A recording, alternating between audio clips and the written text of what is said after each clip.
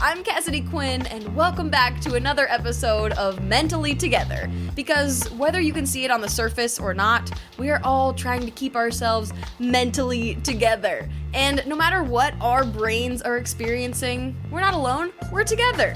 How often do you take a break? Not like a super quick get up from your desk and run to the bathroom, maybe take a sip of water kind of break, like an actual rest day. I am definitely getting better at making myself take rest days. I mean, I think 2020 kind of forced us all to take a little extra rest, but I've always kind of been someone who likes moving around a lot, to be working on multiple things, and then side projects in my free time, and then getting outside in any of the time left. But I have gotten burnt out a lot. And sometimes I don't even realize it's happening until it hits me like a ton of bricks. Until I'm ridiculously tired, I have no motivation to do anything, don't want to talk to anyone, or get super annoyed at anyone who does talk to me. It basically just kicks my depression into high gear.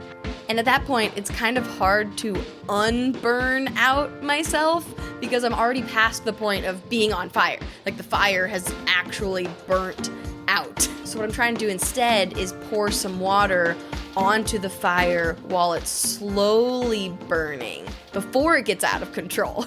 Should I stop with this fire metaphor or keep going? No, I'll stop. Anyway, I'm trying to plan out my rest days, and it really is helpful. Like today, my boyfriend Tucker is out on a ski mission, and I am here, at home. Do I have a little bit of FOMO? Yes, maybe, but I'm at home because I knew I needed a day to myself, to relax, to sit on the couch, and do a whole lot of nothing. And yes, I know I am working right now because I'm recording this, which is technically not resting, but okay, I told you this is something I'm still working on. Baby steps. Remember, I am not a mental health expert. I'm just a human. Today, I am so excited to introduce you to a glamorous human, Poison Waters. Poison Waters is one of the most famous drag queens in Portland, Oregon, where I live. She also has a more casual, dressed-down alter ego, Kevin Cook. Poison performs at Darcel's, the oldest drag club in Portland, and she also hosts all kinds of events, like drag queen bingo, even corporate meetings. So yeah, you know she is an amazing entertainer if she can even make corporate meetings fun. So Poison and I talked about embracing your weird and being uniquely yourself, which is something that has clearly worked out very well for Poison. And if you know me and you've ever asked me for advice, I probably told you that exact same thing. Like, just be you, because that is literally all I am doing over here. But I'm also very aware of the fact that I'm over here being myself as a white woman in America. Poison, on the other hand, grew up as Kevin, a gay black man coming out in the 80s, which is not an easy time to be either of those things.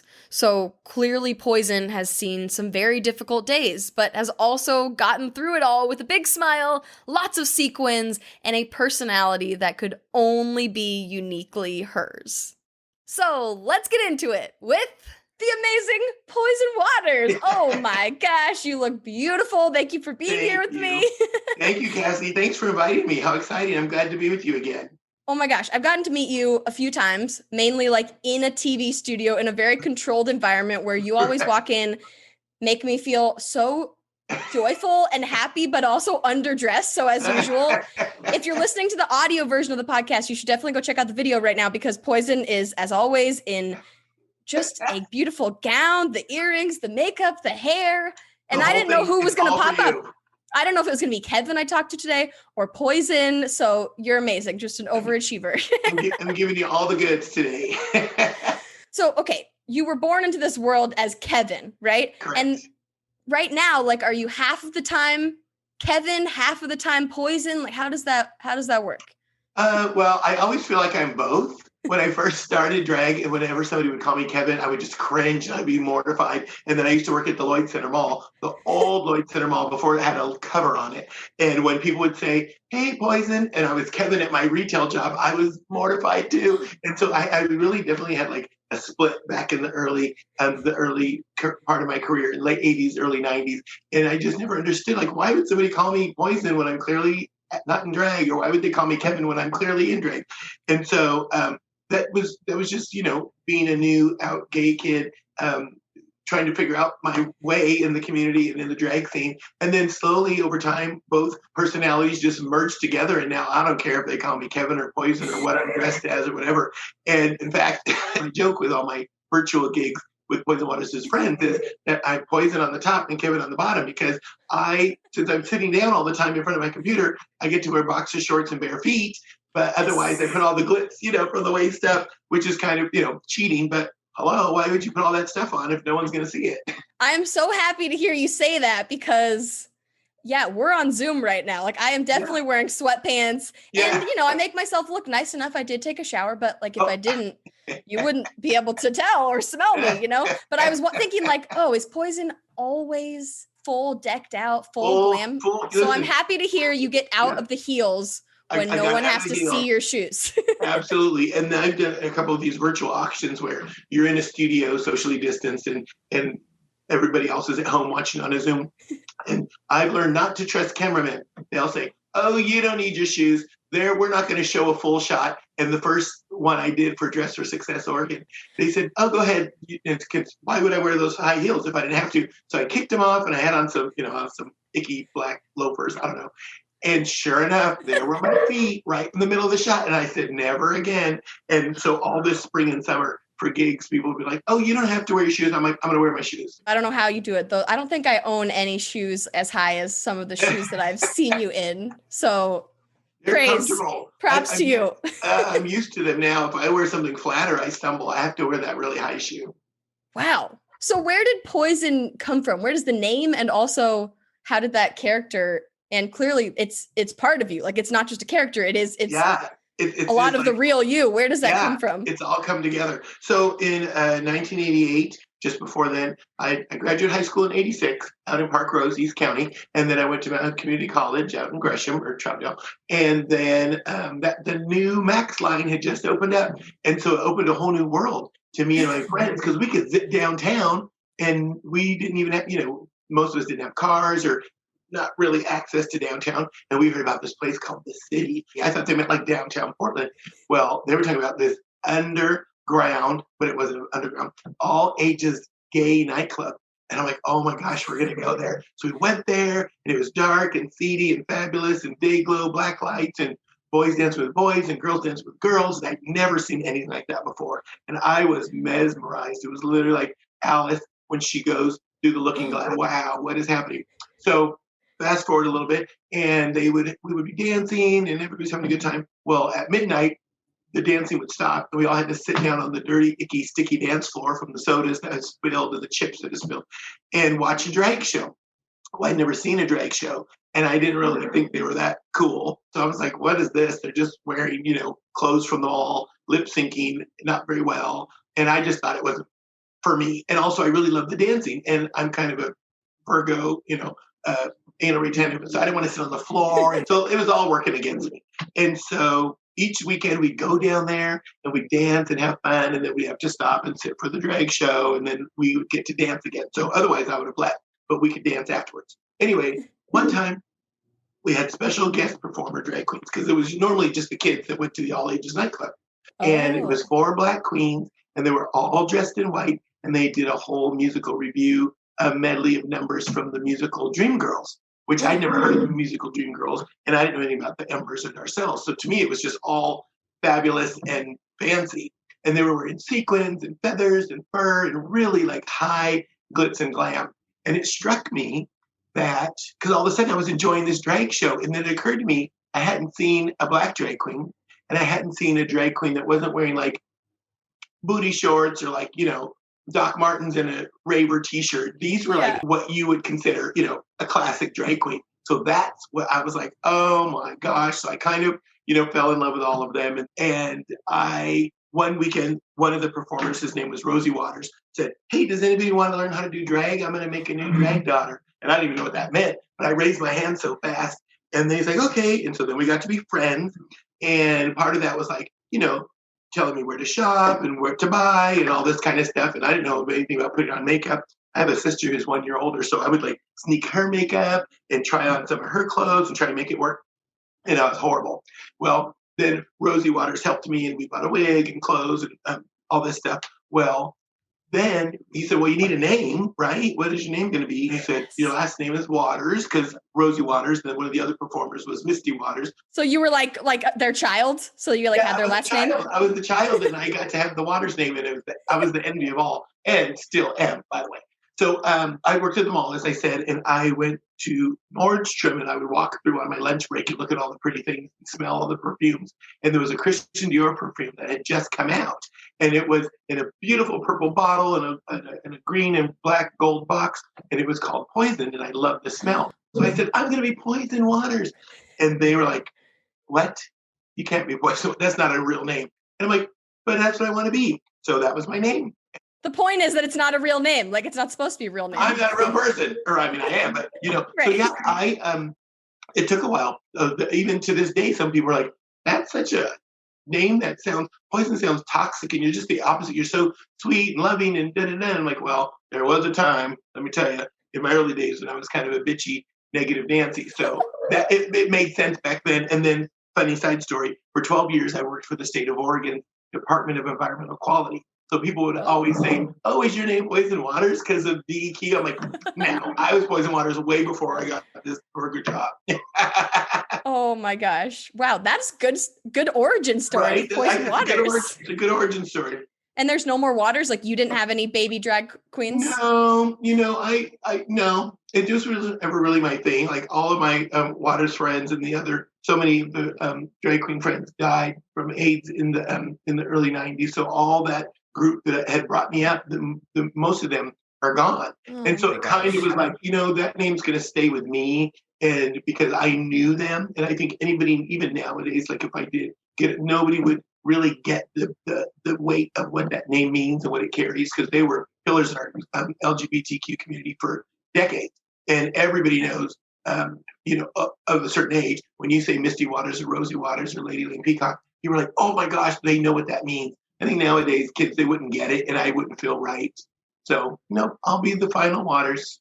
That's amazing. It's an amazing name. And it really is a nice like contrast to your personality that it is Poison, because like you just said, everyone sees you. Anytime I've met you in person, it's like, I just have a smile on my face immediately. You're glowing. I'm sure even if you didn't have the wig and the makeup on, you would still be glowing and looking amazing and just light up a room. And I saw even on your website, it says like Poison Waters is not just a personality. She's an experience. It's like, wow, that is a great description. I wish I could claim that, but I was at an event one time and somebody literally said that at the end of my whole MC shtick. They're like, you're not just a personality, you're an experience. And I always remembered that. So I slapped it on my website and called it good.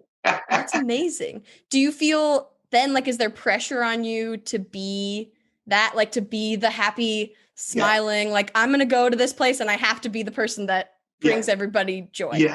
Yes. Even growing up, I've always been personality plus, outgoing. I want to be everybody's friend. I want everybody to like me. I've used humor as, a defense mechanism. I'm going to, make everybody laugh, and then they won't see my insecurities. And I think a lot of comedians go through that. And a lot of drag queens, this is armor for us. People they're not going to get down to, to know what's going on underneath all this glitz and glam and makeup. In a way, I'm a little different that way because there's just as much presence out of drag as in drag. But so it's just like, everybody knows, oh, Poison's always going to cheer us up. Poison's always going to be the funny one. Poison's always going to be the upbeat, positive one. And I, to my core, sincerely want to be that. And I do tend to look at things more positively. I'm not a negative person. And I'm kind of one of those people, like, if you ever go to a party and somebody's sitting in the corner and they're kind of like a party pooper, will say, why don't you just stay home? And so, like, there's times when I'm like, I'm just not feeling it. I'm going to stay home. But as my career's progressed and I have commitments with people, it doesn't matter what you feel like. If you're supposed to be somewhere 5 o'clock on Friday, you better slap on that wig and give them the best show. And there has been times, even like not just emotional or mentally not feeling good. I've had like sick as a dog, the flu, but you have a contract. I don't know, any other job where somebody else can do what you do, and you just call on your buddy and say, hey, can you cover for me? Well, there's only one Poison Water. So Yeah, you cannot call in a replacement. Oh, no, not at all. Poison waters. And yeah, so I've learned to bucket up. So I just, I will always just keep my commitments. And I just am one of those people that I just don't, I hate to disappoint people. Like I can count on one hand in 32 years of doing drag that I've had to cancel or, break a commitment to, which because I'll be the one to suffer before I do that. I'd rather go to an event deathly ill and of course keep my germs to myself, or just ever if you're just really sad or really upset, or sometimes you just gotta, the good thing about makeup is you just paint on a smile. I'm a really good actor. Ooh. Which I found recently is dangerous. Oh, yeah? Yeah. Just because people don't know what's Because really going normally on? like your closest friends and family, they can tell, like, ooh, something's wrong, let's check in with Kevin. Well, I'm just one of those people that people just don't check in on because I don't appear to need it. And I'm always checking out on folks, during the recent COVID and quarantine, I always made a point to check in on my friends who live by themselves. It was just a thing I did. And I always told people at the end of my virtual bingo events and things, check in on your single dwelling friends, especially those without pets. And it's just something, so that's something I do. But then it doesn't occur to my friends or family to be like, hey, we should check in and see how Kevin's doing. Because I'm always on stage, center stage, the microphone, the spotlight, showing like I don't have a care in the world because that's my job. And sometimes I forget that my job isn't everything. And I don't need to blend that into my day-to-day life. And I mean, again, I really just do stay on the positive, but there are times when you're like, oh, I didn't realize that. I was so busy staying positive that I didn't realize I was hurting, or I didn't realize that I'm really suffering from anxiety, or these insecurities are coming to a boil. And, being a Black man in this country, this year, the social injustice that's going on, that kind of weighs me down. And then the pandemic weighs me down. And then, during Halloween weekend, coming into the election, was even more, and I didn't get it, and I was masking all of that with lots of drinking because I'm fun. Everybody knows poison like a cocktail or a couple shots, and let's have a party and have a good time. And I was going in overdrive, and I didn't really recognize it. I just marked it as, oh my gosh, I'm so busy. Everybody's booking me. I have gigs all day long and all night long. Go, go, go. And I work at Darcells. I'm the co-host there. So when we got to reopen, then we were there, every night of the week. If we could be open, we were going to be open. And, it's a bar, so access to alcohol and everything. And so all the cares and woes of the world that everyone else was experiencing, I was pretending I wasn't. And yet I really was and am. And I just needed to recognize that and just realize I don't always have to be and I don't always have to be, masking what's really going on inside me and acknowledging my feelings, because that's just not something I've ever really felt comfortable doing.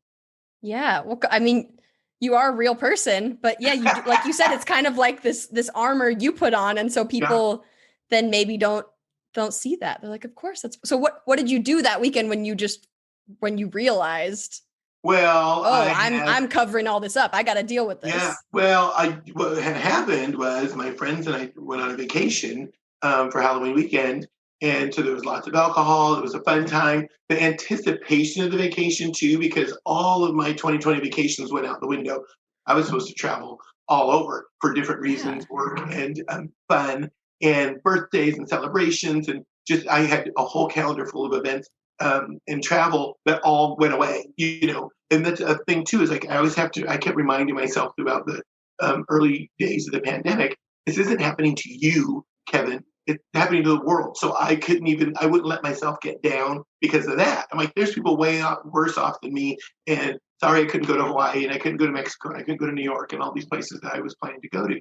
So then when we realized, okay, screw it. By the time Halloween comes, it's either going to be safe to travel, or we're just going to really figure this out. And so we booked our trip, and we were planning Palm Springs. It was just that's all we could think about. And then, like I said, the quarantine, the phase one opened. So the club ourselves got to open. So all my daytime work would then fade into my nighttime work. I just wasn't stopping. I was like a machine. I was going. I was feeling really good. I thought on the outside everything's, going great. And then I'd see the news and I hear the stories, and I'm really into social media. So I'm reading all the Twitter and everything. And then the stories, I lay in bed at night and I didn't even realize, Cassie, like, so I wear glasses all day long and look at the computer all day long. And every night when I'd go to bed to look at Twitter and I lay back, all of a sudden tears would run down the side of my eyes. They would just run. And I was like, oh my gosh, that just must be from, moisture from, I really just like didn't even know you were crying. Yeah, because there was none of the buildup of crying. Nothing was like telling me, oh my gosh, you're sad, cry now. I just, as soon as I laid down in my bed and took off my glasses to look at Twitter, I always had to wipe my eyes. And it was just that Halloween weekend when, in the week of the election, when I just started putting all these things together. And I was like, oh my gosh, the shootings in the street. Oh my gosh, the media portrayal of this, that, and the other thing. The politicians, the election, my relationships with my friends and family, things that would normally just be like, okay, this is okay, this is okay. Because there was so much going on, I just kept pushing it down and pushing it down and pushing it down and pushing it down. Well, then the anticipation of this vacation and all that was coming with it was almost too much to handle. And I just basically, for lack of a better word, I just had a complete meltdown. And like my partner and my friends, they didn't know what to do with me. I didn't know what to do with myself. It was really scary. It was scary, but it was also, this is going to sound weird, it was kind of freeing. Yeah. I can scream and yell and verbalize what I'm feeling. And then coming back, from vacation over Halloween, and then it was the election and just oh gosh, all of that. What do you mean? That wasn't stressful at all. Not at all. Not at all. What? And so, yeah, like just stress and anxiety through the roof, and then questioning, then, oh my gosh, what really was all this last year? What was it all for? All this stuff, all the things that I went through myself. And then also wondering, what did I miss? I was so busy pretending everything was great. I probably missed some really important things that happened to me or with me or through me. So it's been a nice time. When I say nice, I mean, that's not the word I would describe it, but it's just been really good to stop and breathe, think, acknowledge, and accept all these, all my thoughts. Normally I would turn my brain off. I'm really good at turning my brain off. So all the voices and the chatter, I just turn it all off and just stuff it down. So that vacation Halloween weekend, when it all just blew up. So now basically my emotional tank is empty again. So what I have to do is make sure I don't start filling it up again. I just need to let it out and be present and be focused and worry about what's happening right now. I'm a planner, so I have a year in advance in my calendar in my head, and I can really, somebody's like, hey, what are you doing this day? I'm like, sorry, I booked it here and here and here, but how about this day? And so I just have a lot going on at all times, which again, everybody does. But I always pretended I didn't. I always pretended I was not one of those people that I read about on social media who was really struggling during the COVID, because I didn't think I was. On the outside, but on the inside, I was slowly just frazzled, just coming apart at the seams. And through my life, I think growing up, because I've always been that way, I want to be the happy-go-lucky person. So I put all my emotions somewhere, and then all of a sudden I just erupt and start punching my little brother, as a kid. And they're like, you can't just get mad all of a sudden. And even as a teenager and then as a young adult, people would be like, oh my gosh, out of nowhere, you just blew up and cussed out the whole room. Or da-da-da. And I'm like, it had nothing to do with what was happening there. It was just my emotional tank was full and I blew up, and then it empties again. And then I fill it up again. And it was something that I was kind of aware of, but then it was one of those things like, okay, but let's just pretend you don't know and move on with life. Well, after this last big one over Halloween weekend, I was like, no, can't do that anymore. So, oh man, I mean, talk about self-care. I was like, hey, everybody, don't forget to just, self-care during the election, all that stuff. And I'm like, I'm the worst. I'm not listening to myself. And so now I'm listening to myself. I'm listening to others. I'm taking the steps I need to take to get on a better path. So I'm healthier and I'm happier and I'm being more authentic. Because I think, the last 10 years, people will be like, oh my gosh, Poison Waters is the realest chick in the room. She's so in tune with everyone around, except not myself. So I need to now be authentic with myself.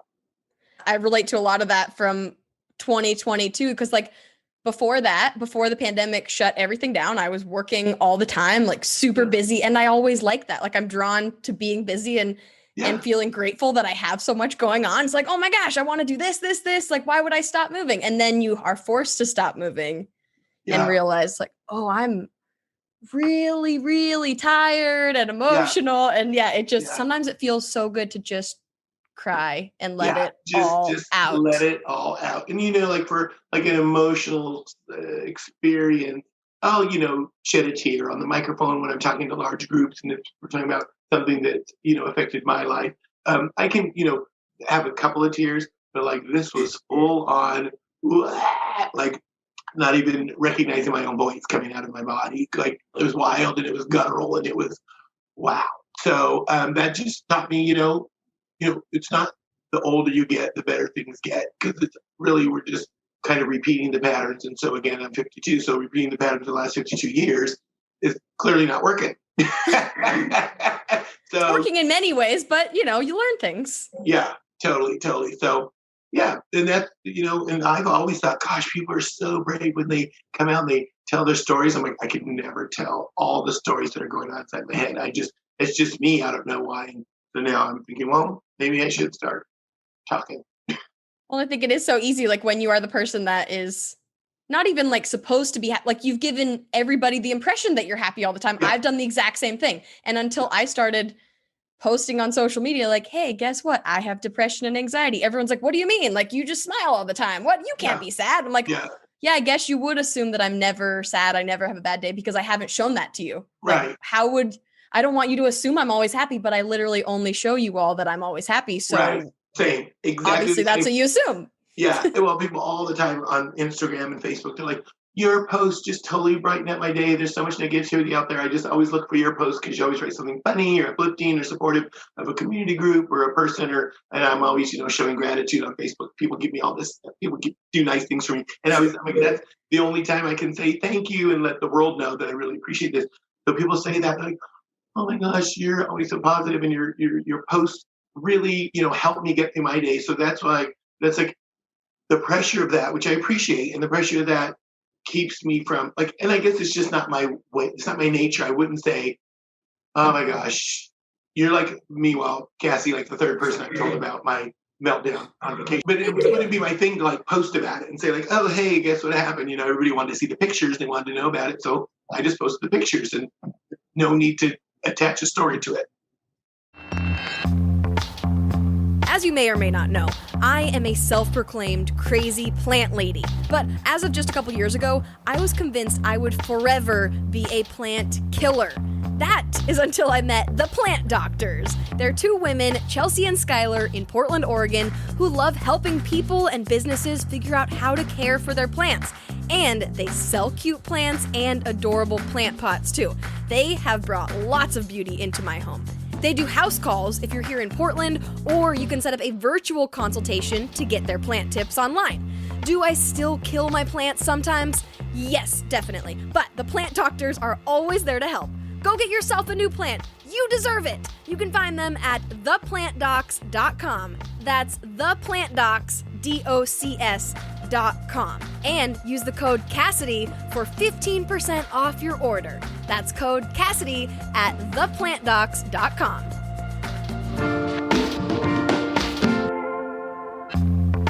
I love nut butter.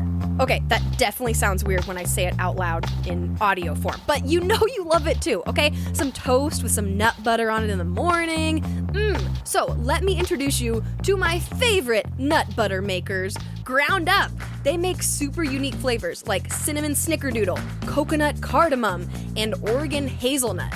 I can honestly never pick a favorite, but that is not the only thing that makes them unique. Ground Up's tagline is "Spread Good," because the company also provides job opportunities to women overcoming adversity, like incarceration, homelessness, and mental illness.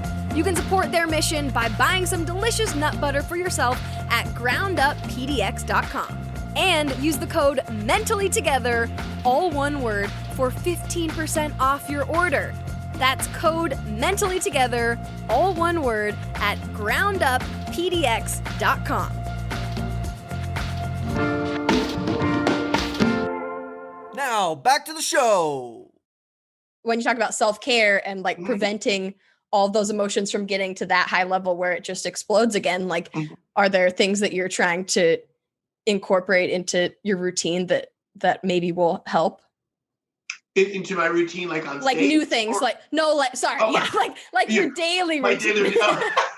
I'm like, first of all, it's not a routine. I am very original in my material. I've always been a person to seek out, a little education and whatnot. And I'm hosting an event. Sometimes these events, they'll send everybody like a gift box that has things so we're all experiencing the same snack and drink. And it's really sweet. Anyway, so the one that I was doing is this book, and I don't know if you can see it. It says Mental Health Strategies for the Right Now, the Anxiety First Aid Kit, Quick Tools for Extreme Uncertain Times. And it literally came to my house right at the time I needed it. I was like, what is this in this box? And I opened that and I'm like, are you kidding me? So I read that book from beginning to end, and it was fantastic. Like immediately, like some of those tools were working for me. And so also just being more honest with myself and my partner about how I'm feeling, and that like taking time away from work when I'm thinking, I don't really feel like forcing myself right now. I need to sit in my feelings and process. And so I did that. I did that right when we came back. That's wonderful. What a perfectly timed book. Slowing down, and because I like to go a million miles an hour. One of the things about when I came back on vacation, I went back and looked at my calendar, and I had remembered all the fun times. And I mean, every event is fun, but when I looked at the calendar, I was like, oh my gosh, I had morning, noon, and night events, and then the show at Darcel's like multiple times a week. I'm like, I didn't ever stop. And with the Zoom, which I love, so I can reach people all over the world. And so I'm working with a European client, or in Texas or Southern California, just all over at different time zones and stuff. And I'm just cranking them out, and we're doing drag queen bingo and drag queen story times and birthday parties and all this stuff. And they're all different, so they didn't see. It's not like I'm making the donuts. Everything was stimulating. And then at a certain point during the day, I'm like, oh, I guess it's time to have a drink along with the people on the Zoom call. And so it just would turn into that, and then it would blend into, okay, now time to put on the bottom half of my drag and go to Darcel's and then work there and have a good time. And then we come home and it starts all over again. So I was like, oh, wow, I really didn't even realize how fast, like I didn't even allow myself to breathe. And then I would eat it. I noticed, I'm like, okay, well, here was a blank day. Why did I then go to lunch with somebody? Like, why did I say, this is the one day? Like, I couldn't even have a blank day. I would, go do something with my cousin, or I would go have dinner with friends, or I'd make up. Maybe I was making up reasons to just not sit in my feelings. But Ooh. So are you going to build in some just like actual blank days now? yeah, I am. And they're just going to be, even if somebody wants to book me for something, that's the other thing too. Like I'm greedy, so I love money, but also I just hate to say no to people, because I know events are important to people, and no matter what the event is, what the size or the scope, it's important to that person. And I think if they took the time to research me, or they saw me at another event, they sought me out to be a part of theirs. If they're saying, oh, this is the day of the event, there's been times I'm like, okay, I can squeeze you in between here and here. Let's make it work, where I need to start saying, actually, that date doesn't work. So. Yeah. Well, and you do have so many different events, multiple a day, maybe. And it seems like all the different, you have events, you have things, you go to Darcel's, different clubs, and do that kind of performance that is all about happy things. But then you also host a lot of fundraisers. And it seems like everything that you support and that you put your time into is personal to you.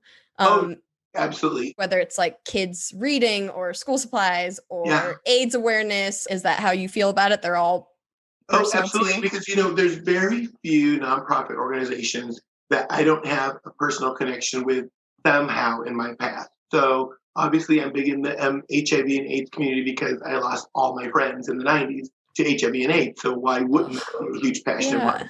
I'm growing up in East County. My family was very, very, very poor. We actually lived in a van for 6 months, my entire family. So we received a lot of support and resources from different organizations that help people in that situation. We would get clothes, we would get food, we would get, when we did have an apartment, we would get renter's assistance and utility assistance, those sort of things. So now as an adult, all of these organizations, not specifically the ones that helped my family, but that are helping families like mine. When those people say, hey, we want to hire you to do this, of course I will. And people are so surprised that I have such passion and enthusiasm for the event and the cause. But that just comes naturally because I want to give back in that sort of way, because I really do have connections somehow there. And so, of course, I've rescued animals before. I love animals. So working with any animal rights group, that's going to, happen. Children, I've always loved working with children. You were a child. Yeah, I was a child. And I appreciated when adults, helped me out in my situation. And so whenever I can work with children in any sort of way, and I remember the value of learning to read, getting to read. I thought I was one of those nerdy kids. I loved going to the library because I thought it was such a privilege. And I'm like, oh my gosh, they're trusting me to take this book and I'm going to bring it back and they're going to be so impressed. I always wanted like a gold sticker because I returned my books. I was just like, because we were poor, we couldn't afford books. So when we got to go get free ones, I'm like, are you kidding me? And then now having grown up and learning that not every child is given the opportunity to learn about racism and the HIV and gay community things. Like obviously that's not, you're not going to sit around and talk about that at kindergarten, but there's so many books when I do the drag queen story time with the libraries and the schools and organizations. There's so many age appropriate books on all these topics: skin color, different types of families, gender roles, clothing roles. It's so exciting to me to get to share those with kids. I love that. Yeah, I saw that recently you did a whole event, you hosted an event about how to be anti-racist, which obviously in 2020, that became a very popular topic, mainly like among white people, because if you're not white, it's been a topic that's, I'm sure, front of your mind always. But all of us white people are like, wait a minute, I want to hop on board this. I want to be anti-racist. How is that something that's always been top of mind for you? Racism, in Portland or wherever. So I was born in Southern California, and we then lived in New Mexico for a couple of years, and I came here when I was 11 in 1979. So racism, like racism today, is not the racism that I grew up with. And I felt like, so my mother's Mexican and Native American, my father's Black, my parents divorced early on, and then my mother remarried a Caucasian man, who then they had two more children. So there's my sister and I from our father, and then my two little brothers from their father. So we grew up just a multi-blended family anyway, and we all look similar, but we all have different skin tones. So that was, I'm thankful for that, because back then, growing up in the 70s, every family, like everybody was the same color, where I was growing up, in my experience. Getting to Portland and thinking, okay, so this is different now because I'm older. And when you're older, they feel like they have more of a pass to tell you what they're thinking. So like maybe as a kid, people wouldn't show racism to me, but as a teenager and young adult, kids in my school, people on the street, they could holler out things that they wanted to holler out, whether it was racial or homophobic. And I'm like, wow, okay, so this is adulthood. This is, growing up. It's like in your face. And so I just had to, go back to resort back to I'm always going to be positive and happy, and I'm not going to get in arguments with people. If somebody thinks that what they want to call me, that I know that doesn't identify, that's not how I identify. There's a saying about, it's not what they call you, it's what you answer to. And so all those names people call me, I'm like, you can call me all you want. That's not how I see myself. And then as I got older, I'm like, I thought back, well, that is so dumb that people wanted to point out that I was Black or point out that I was gay, because guess what? I am. It's not like they were telling me something I didn't know. They weren't telling the people around me something that they didn't know. So as you get older, then you just start having a better sense of self. And I just realized it doesn't matter. Like even, as an adult, if somebody says something about me, kind of going back to social media, I don't engage. I don't feel the need to clear my name. So if somebody's like, oh, poison, I'm like, if that's what you want to think. The people that really love me and care about me know otherwise. And more importantly, I know otherwise. So I'm just not going to get mired down in that. And I'm not going to engage in a back and forth with anybody on that. That's amazing. It seems like you've got a obviously great head on your shoulder, great wig on your shoulders today. But But are you always confident? Is that obviously with everything, just with growing up how you did and being in front of people now all the time and having to have that face on, like, it seems like you're very confident. Is that true? I think growing up the way I did and coming out the other side, which I always knew, even at the lowest, points when my family, we were just doing the best we could, just, we were in survival mode. I just always knew I was like one of those kids, like, things are going to be different for me when I grow up. This is not my life. This is the moment in my life. And in my whole growing up and all the way to adulthood, I remember that. Like when things are really tough in a relationship or financially or in the occupation or whatever, you just have to remember this is just now. There's more coming and it's most likely going to be better. And if I can do whatever I can to make that better. But so being confident just came from, like, I think the first time I made somebody laugh, like in junior high, oh my God, everybody's looking at me. And it's because I made them laugh. I did this. And so being, on stage at Darcel's or in the center stage of the Portland Art Museum or even at the Memorial Coliseum that would have big events in there, people were like, how can you talk to people, 1,000 people, 1,250 people, 3,000 people? I'm like, it's as if I'm talking to one person. It doesn't matter. It doesn't matter how many people are in front of me. It's I need to be confident in what I'm saying. So since when it comes to these sorts of events, I'm either reading from a script or a teleprompter. There's no pressure for me to make it up. I'm not lying. I'm telling them my feelings, or I'm telling them the script that was presented to me. So there's no reason to not be confident because there's no questioning it. There's no variable there. This is really what's happening. And when people say, oh my gosh, you're so quick, you just went off, if I go off script or if I just ad lib, I'm like, again, when you're telling the truth, when you're telling your true feelings about an organization or the situation, there's no need to be nervous because you're just telling your truth and it just comes out naturally. Also, once I realize, wait, people are paying me to do this, then you're like, oh yeah, I'm the shit. I can do that. I got it. It's like this little extra level of confidence. Now, I'm not saying that I don't have insecurities or I have moments of self-doubt and anxiety, because those definitely creep in. But one of the things I'm learning is that it's better to acknowledge those, look him in the eye, and be like, okay, now go sit down because I'm going to work now. So I'll be back later. We can talk about this later. So if something in my mind is saying, you should be really sad right now. This is really not going the way you wanted it to. This is not going to end up the way you want it to. I'm like, okay, I hear that. There's a possibility, but I still need to go do this job. And when I come back, we'll visit that.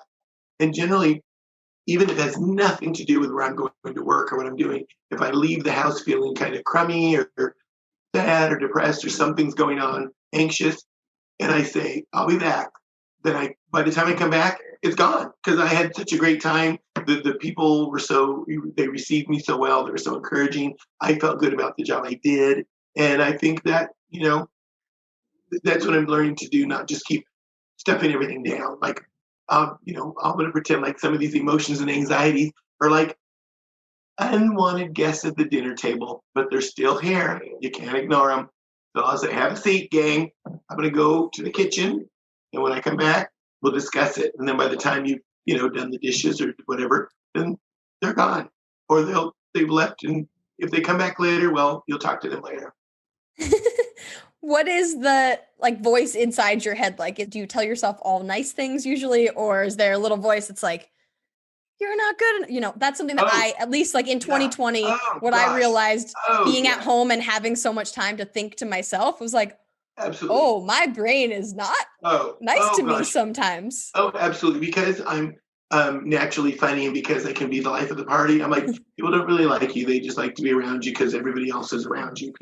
It's not about you. It's about access to what you have access to and whom you have access to. And I have to tell myself, no, it's me. I have to remind myself that I am, I'm worth all of that I get. Because sometimes I feel like, oh, I'm not worth, this. Or if a big booking comes along, I'm like, oh my gosh, this is too much money. I can't do it. And but you've done it before many times. The check at the end of the night shouldn't matter.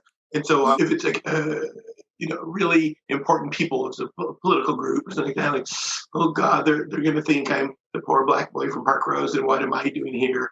And I have to tell myself, yes, you were the poor black boy from Park Rose, but now you're who you are today. So let go of that. And as much as I'm not into the whole, I don't even know what the word is, but like a lot of people say, oh, this happened in my childhood and this, that. I don't really remember what happened yesterday, let alone in my childhood. Yeah. I've had such a life, I can't remember every detail. But there are times when something will come out of my mouth or into my ear from an outside source, and it takes me right back. I'm like, oh, wow, I totally remember that from my childhood. And I remember how it made me feel, and that's why I feel this way. And so I have to remind myself, you don't deny the way you felt as a child, but now you're 52, you're in charge. You don't have to feel that way. Yeah. The change is different. You are in charge. I'm in charge. Dang it. I love that. Well, and you now you're in your 50s and you get to share that message with everyone that is younger, the same age, older than you. Everyone, I always see so many messages on, like, you don't go negative on your social media, but you do share some really good messages of like, hey, if you're weird, embrace what's weird about you. Or last year for New Year's, you wrote like, oh, New Year, same me. It's worked for all these years. So I'm just going to keep being myself.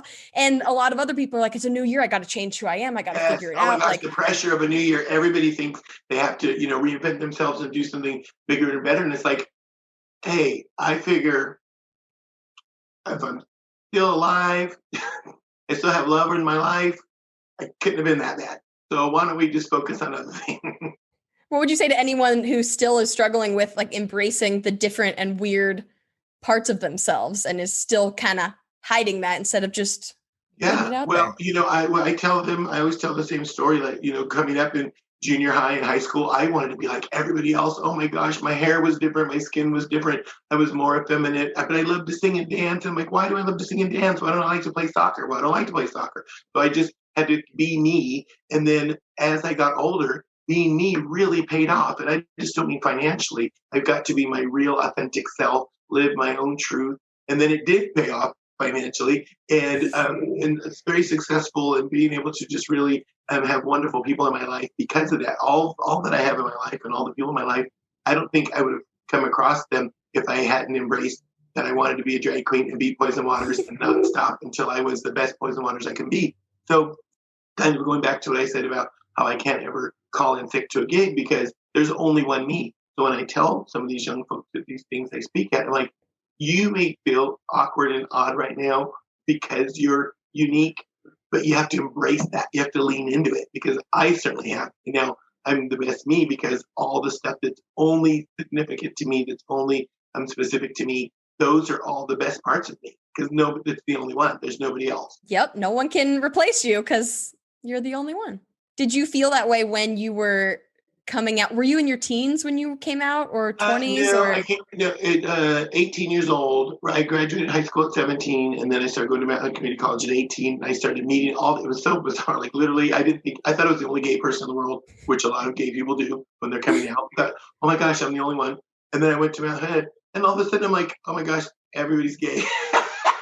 And like, where have I been? So I still did feel a little awkward because I always feel like I'm not thin enough. I'm not muscular enough. I'm not tall enough. I'm not short enough. I'm not attractive enough. I'm not this enough. So those kind of insecurities would start eating at me. So even though I knew I was the only one of me, I just always relied on the fact that I was funny and I could get people to open up to me. And I always try to make everybody feel special and important in their own way. And so those kind of insecurities then started like kind of going away a little bit, or so I thought. They just kind of quieted their voice, I think. If you're loving this episode of Mentally Together, you might be curious. What goes on behind the scenes? Which parts of the conversation were left on the cutting room floor? Well, let's talk about it. Over on Patreon, my patrons get to see deleted video clips from every episode and get to be the first to ask questions of each podcast guest. And every month, I host an exclusive live stream for patrons only, where we actually get to hang out and talk to each other. Not that you necessarily needed another Zoom call in your life, but this one is fun, I promise. Oh, and as one of my patrons, you get every episode of the show a day early, on Sundays. You can read all about the different tiers and sign up at patreon.com/Cassidy Quinn. Again, that's Patreon, patreon.com/Cassidy Quinn. Okay, so we have a few questions from our friends on the internet for you because everyone wants to know about poison waters. The first one comes from Peter, who is one of my lovely friends on Patreon. So his question gets to be asked first. He says, obviously you, Poison, are extremely confident and comfortable with yourself to do what you do. Where does it come from? Through books, self-discovery, or something else? I think, hey, Peter, I think kind of self-discovery. Like, I think I've been a work in progress my whole life, just trying to figure out who I was and what worked best for me. And I think, maybe a lot of people in junior high or high school, you try different personalities, like, oh, I'm going to be the cool kid. No, I'm going to be the nerdy kid. No, I'm going to do this. And then I just realized I was going to be the musical guy in band and choir, and I was going to be the funny one who made everybody laugh. And so, just like I said, from a young age, as soon as I held any audience of any size captive, that just gave me instant confidence. That just gave me, the boost I needed to just be able to walk into any room. And there have been times, in my life where I'm like, oh my gosh, I'm just not feeling it. I don't know this group. What's going to happen? And so that whole fake it till you make it phrase, which doesn't always work, works in that way. I mean, yes, because I know in my past, I've been really confident and I've really nailed it. So to walk into a place and not feel it, I'm like, okay, but they don't know that. So just pretend it's that other group or pretend it's your circle of friends that you know. And so I just always take a deep breath and in I go. Yeah, that you got to get it from somewhere. That's amazing. Yeah. Emily says, what encouraging words do you have for LGBTQ plus youths who might be, whether they're stuck at home in quarantine without a support system or they just don't have a support system that they've found yet? Hey, Emily, thanks for your question. I think, a lot of folks, no matter their age, have been suffering during the quarantine because you just kind of like, you got your four walls and whoever you live with. And I feel like there's times when people think there isn't a support group or they just don't know what's available to them. So if you have an internet connection, you have the world at your fingertips, literally. So I always tell folks, hey, just do, a search, LGBTQ near me, or like in Portland, we have the Q Center. So I would start with the Q Center, give them a call, check out their website, explain your situation where you live. Then you can also check out on your school or other schools. Some people, live in like rural areas and say, hey, just go into like Portland Public Schools website, try to find their, LGBTQ youth group and start there. And even if you don't go to that school, there's probably somebody there that will still talk to you and help you out or maybe find a resource close to you. Yeah, I love that. That's great advice. You can research anything, people. The internet is so great. It can be bad, but it's mostly great for finding your community. Courtney says she's seen you work so many events. And as we've discussed, you're always the unquestionable life of every party. She asked how much of a mental toll it takes to always have to play that role, which we did talk about that. So she said to add being a person of color in a state, we're in Oregon, literally founded on racism. Add that. How do you deal with that added pressure? Well, Courtney, I will tell you that there are times when I come home from an event and I'm it's either one or the other. I'm so wound up, like I can't even go to sleep. I'm like electric because it was so fun. It was so exciting. There was so much going on.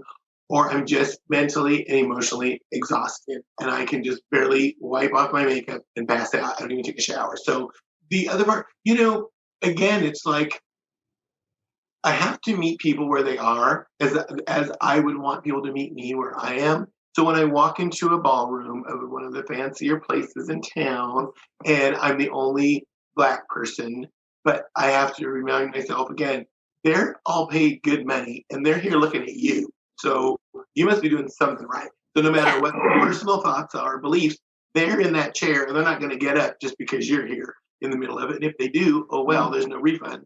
And also, you're going to do your job. And so I don't really think about, I think about it, but I don't like dwell on the history of Oregon. I look at where we are right now. Not saying that, it's all peaches and cream out there, but I have to, I know Oregon's history, I know Portland's history, and I know that when I go to an event, I can't, just like I don't want to be judged on my skin color. I can't go into a ballroom and judge the whole room as a whole because it's all white people and I'm just going to go in mad at them and distrustful of them. That doesn't work either way, either direction. Like how you came to this interview, you're like, I hate Cassidy. She's white. I'm going to just Oh be my mad at God, her. Cassidy. I'm like, every time I see Cassidy, she's so tiny and petite and cute, and I look like a Godzilla dinosaur with a wig on next to her. Oh my God. I love that like on Zoom, we can look like we're the same height. It's I know, amazing. because normally you just come up to my fake boobs. It's a great view. I mean, just kidding.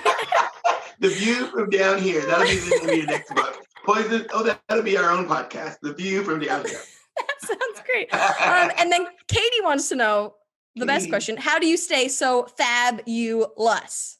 Oh, Katie, you're so sweet. Well, as I'm learning, as I get older and work through my process, just keep, telling yourself all the good stuff. I saw something on, I love Facebook memes. I never know who made them, if it's real, quotes, whatever. But sometimes they just catch me. And one of them said, talk to yourself the way you want others to talk to you.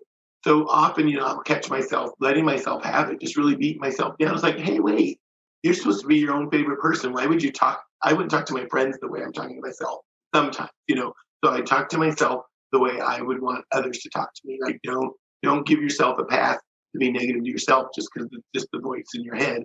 And then, we're talking about, working with others. There really is something to be said for, volunteerism and reaching out to your community and letting other people feel good. It makes you feel good. And I remember a long time ago, somebody said, if you're really sad or down or angry, make somebody else feel good. Normally you tend to, like, if you're a gloomy Gus or you're sad or you're angry, you're going to want everybody else to be, because misery loves company. Well, that is true. And I've been that person to be like, listen, if I'm crabby, I want everyone to be crabby. But then as you grow up and then you realize, and I've been that way before, we're like, oh my God, I'm in such a foul mood. So I'm going to take a deep breath and I'm going to go do something nice for somebody or make somebody laugh or perk somebody up. And then you don't realize, like, hey, I feel better now. So you'll say, oh my gosh, you're so fabulous. I just take that as, I hope I have, positive radiant light coming out of me and I want it to shine on everybody. I just have to remember to turn it around and shine it in on myself on occasion because sometimes I forget that part.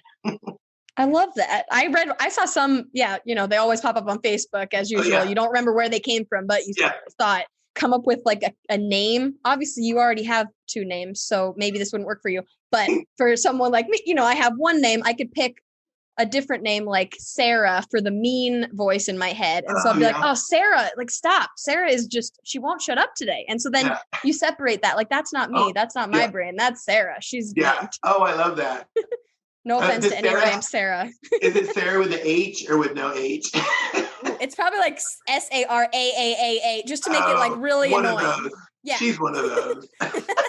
Sarah, RAUX. Yes. That's Okay. Sarah, so extra. Last but not least, got a little rapid fire, quick round of questions. Okay. What is your favorite song to perform? Oh gosh, Someone Watching Over Me by Christine W. Ooh. You have to check it out. What's your biggest guilty pleasure? Ice cream or pizza. Oh, yes. What are you grateful for right now? The love in my life. Oh. What is the best thing you do for your mental health? Breathe and not listen to my inner saboteur. What's the worst thing you do for your mental health that you need to stop? Obsessed about what if instead of what is. When do you feel most yourself? On stage in a spotlight in front of an audience. I love that. What's something you're really good at that people might not know about you? I'm learning to be a really good cook. I've always been an excellent organizer. I'm a good planner. I'm bad at all of those things. So if you ever want to come over. What's the last time you cried? This morning. And last one, if you had to get something tattooed on your forehead, like it's just how it's going to be, got to get something tattooed on your forehead that then when you walk by everyone, it always says it, what would your tattoo say? I might not be okay. Ooh. I think you should do that. No. Yeah, I don't think I'm going to do that, but that's one of the things I've started to learn is that, we we just naturally feel like, how are you? I say, oh, I'm great. How are you? And sometimes then I feel bad at myself because I lied. Then I feel bad that I lied to the person. But then I also don't want to stop. Sometimes when people say, hey, how are you? They're just saying that because that's what we've been, programmed to do. They don't really want you to stop and say, and it's not nothing bad against them. It's just how as adults we've been geared. They don't really want you to go, well, So I just have to remember that it's okay to not say, I'm great. I can say, I'm kind of tired. How are you? It doesn't have to go into big detail. Or, I've been better. How are you today? Or, I've been better. I hope you're feeling better. Or some of the others. I have to be able to I don't always have to lie. Because then, even though most people wouldn't think, that's a crazy lie, but if that starts building up inside all those little, I'm okay, and then it's like, I'm not okay. Ah! I thought it was okay until I wasn't. Oh, yes. That's something we can all relate to for sure. And it is okay to not be okay. It sucks when you don't feel okay, but it's better to just acknowledge that. Yeah. Instead of just like, no, I'm fine. Okay, where's the best place for people to follow you? All over the internets, or if they want to come see you? Yeah, so I keep a very full calendar, very specific calendar at poisonwaters.com. And my Facebook and Instagram and Twitter, Poison Waters, you can just type it in and I usually pop up. Thank you so much. Oh my gosh. You're wonderful. You're so good. This was so fun and even a little cathartic, and I appreciate you. This was great. It's a therapy session with Poison Waters. Send me a bill. Again, just to be clear, this is not an actual therapy session. I am not a therapist, but it really is cathartic for me to have these conversations too. And I hope it can do a little bit of the same for you. So thank you so much for listening to this episode of Mentally Together. We put out new episodes every Monday, so I, Cassidy Quinn, will see you back here next week. In the meantime, go do something nice for your brain today. Take a walk, drink some water, put on a sequin ball gown and dance around your house Poison Water style, whatever will make your day just a little bit better. Oh, and if you want to check out the anxiety book that Poison mentioned in this episode, check out the show notes because I've put a link to our book list right there for you. Because remember, we are all just trying to keep it mentally together.